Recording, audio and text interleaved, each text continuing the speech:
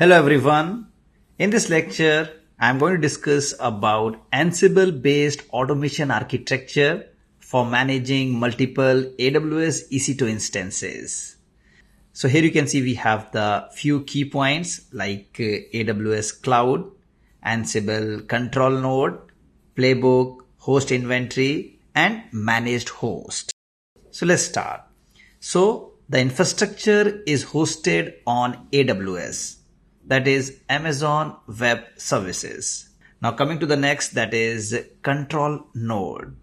So this is the main machine that runs Ansible playbooks to configure and manage remote host. So it connects to the managed host via SSH. So you need one machine. It could be any operating system, but for our lab purpose, I'm going to take Ubuntu machine.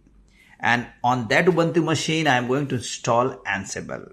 And that is going to be our control node. From that node, I'm going to manage all of my managed host, which is also known as clients. So here we have the playbook and host inventory.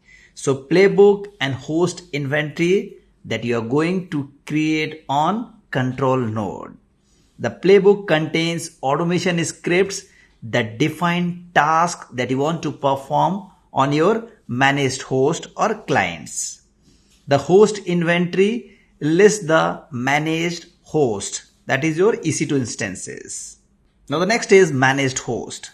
So your managed host, that is the AWS EC2 instances, and can be any kind of server like database server, application server, etc.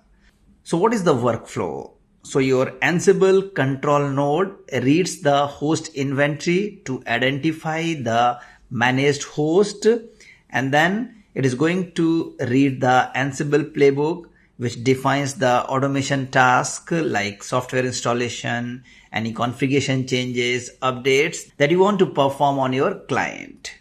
The Ansible then connects to each managed host via SSH. And the tasks are executed remotely on the managed host.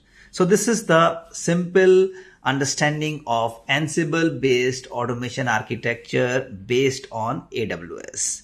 In the next lecture, I'm going to configure the Ansible setup on AWS environment. So that's all. We'll see you in the next lecture.